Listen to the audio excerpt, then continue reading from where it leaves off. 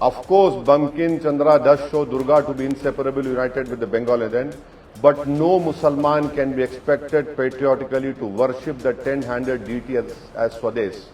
ये second paragraph है उस लेटर का जो रविंद्रनाथ टैगोर ने लिखा है।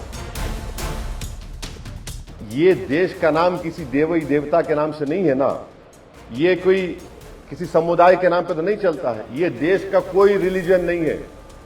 ये देश तमाम रिलीजन को मानता भी है और ये देश उनको ही मानता जो किसी भगवान खुदा अल्लाह को नहीं मानते। अब आप सुनिए, रविंद्रनाथ टैगोर का लेटर है। किसको लेटर है? नेताजी सुभाष चंद्र बोस को। अब नेताजी सुभाष चंद्र बोस और रविंद्रनाथ टैगोर की आज हम जयंती भी है उनकी। ये लोग जो प्रेजेंट गवर्नमेंट से बड़े हैं या वो बड़े हैं, वो आप पे छोड़ता हूं मैं। उसमें उस लेटर में सेकंड पैराग्राफ में टैगोर लिख रहे हैं, the core of Vande Mataram is a hymn to goddess Durga. This is so plain that there can be no debate about it. Of course, Bankim Chandra does show Durga to be inseparably united with the Bengal legend, but no Musalman can be expected patriotically to worship the 10-handed deity as Swades. ये second paragraph है उस letter का जो रविंद्रनाथ टैगोर ने लिखा है। अब रविंद्रनाथ टैगोर के से ज्यादा अक्लमंद, ज्यादा दूरंदेश, ज्यादा इंटेग्रिटी का वाला अगर कोई आप में से या सुनने वालों में या सरकार में है तो अलग बात है। फिर सुनिए थर्ड पैराग्राफ में क्या लिखा गया। ये अच्छा, ये मैं कहां से कोट कर रहा हूं वो भी लिख लो आप।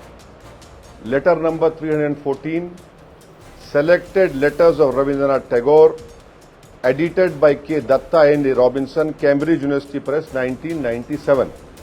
और लास्ट पैराग्राफ में गुरुदेव लिखते हैं, This year, many of the special puja numbers of our magazines have quoted verses from Vande Mataram, prove that the editors take the song to be a hymn to Durga. The novel Anand Mat is a work of literature and so the song is inappropriate in it. फिर सुनिए, ये important आपके। The parliament is a place of union for all religious groups and there the song cannot be appropriate. When Bengali Musalman show signs of stubborn fanatism, we regard this as intolerable. When we too copy them and make unreasonable demands, it will be self-defeating.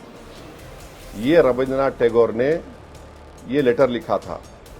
अब आपको मैं अगर कोई इसमें, अब वो आनंद मठ पढ़े, आप किताब पढ़े आनंद मठ कभी आप लोग? चलिए मैं आपको बता रहा हूं, इसमें आनंद मठ मैगजीन में जो एंटी मुस्लिम जो चीजें लिखी गई हैं वो अगर आप पढ़ेंगे तो आपका चैनल भी कैरी नहीं करेगा। क्या इसमें इतने एंटी मुस्लिम चीजें लिखी गई। आपको खाली एक पढ़ के सुनाता हूं आपको। बम्किन quotes a children who wish that a day would come when we shall be able to break the mosque to raise the temples Radha Madhav in its place. ये आनंद मठ मैगजीन में है। अच्छा, फिर और एक सुनिए जो आपको बहुत तकलीफ हो जाएंगी माने सुनने वालों को। Chapter 13 part 3 of the novel describes the scene when the English army has been defeated. सुनिए आप लोग। And Sanatan commanders want to attack the capital, but they are informed that they are all out looting. The villages are unprotected now. They will now pillage the Musalman villages and silk factory return home. You will not find anyone now. इसमें कई examples है इस magazine में, इस आनंद मठ किताब में जो। अच्छा, फिर आनंद मठ में बंकिम चंद्र साहब जो है अंग्रेजों की तारीफ कर रहे हैं, अंग्रेजों की तारीफ कर रहे हैं। और इसमें आपको मैं कहां से कोट कर रहा हूं, मैं वो ही बोल देता हूं आपको। Sen Gupta, Naresh Chandra translator, abode of bliss, Padmini Mohan Yogi, Calcutta. ये इसमें आप पढ़ लीजिए, क्योंकि अगर मैं पढ़ूंगा तो आपको, उनको, गवर्नमेंट को, सुनने वालों को बहुत ज्यादा पेट में दर्द होगा। और उसमें क्या लिखिए, इसमें जो लिख रहे हैं ना, उसमें आप खुद पढ़ लीजिए। आपको टाइम है तो मैं आपको फॉरवर्ड भी कर सकता हूं इफ यू वांट, माने आपको टाइम बच जाएगा, जो हम लोग पूरा निकाल के रखे हैं पूरा इसका। तो ये चीज है। और एक बात याद रखिए, मैंने इस बात को कहा है, क्या कहा है, वही बात जो टैगोर ने सुभाष चंद्र बोस को लिखा है। जनगण मना जो है इंडिया को सेलिब्रेट करता, वो किसी एक रिलीजन की बात नहीं करता। और प्रियम्बल ऑफ द कॉन्स्टिट्यूशन क्या है, पढ़े आप लोग प्रियम्बल को। We the people of India, वो क्या प्रॉमिस करता है, जो बाबा साहब अम्बेडकर ने लिखा, liberty of thought, expression, belief, faith and worship. और जो फर्स्ट प्रोविजन है हमारे कॉन्स्टिट्यूशन का आर्टिकल 1, वो क्या बोलता है, describes India that is Bharat as union of states.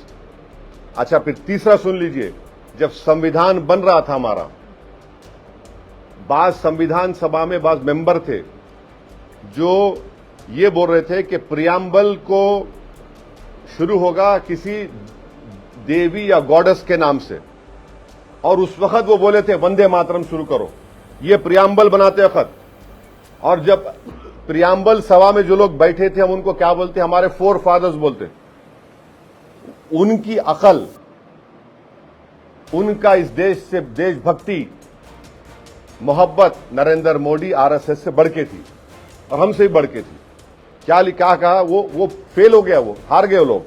बास क्या चाहते थे कि in the name of God, वो भी हार गए। बास बोले कि नहीं, replace it's citizens with her citizens. पूरे अमेंडमेंट डिफीट हो गए, 3 अमेंडमेंट जो हमारे संविधान बना रहे थे। तो इंडिया क्या है, दैट इज भारत। भारत क्या है, उसकी जनता। ये देश का नाम किसी देवी देवता के नाम से नहीं है ना, ये कोई किसी समुदाय के नाम पे तो नहीं चलता है। ये देश का कोई रिलीजन नहीं है, ये देश तमाम रिलीजन को मानता भी है, और ये देश उनको ही मानता जो किसी भगवान खुदा अल्लाह को नहीं मानते। इसकी खूबसूरती ये है। आपके सवाल का जवाब ये है।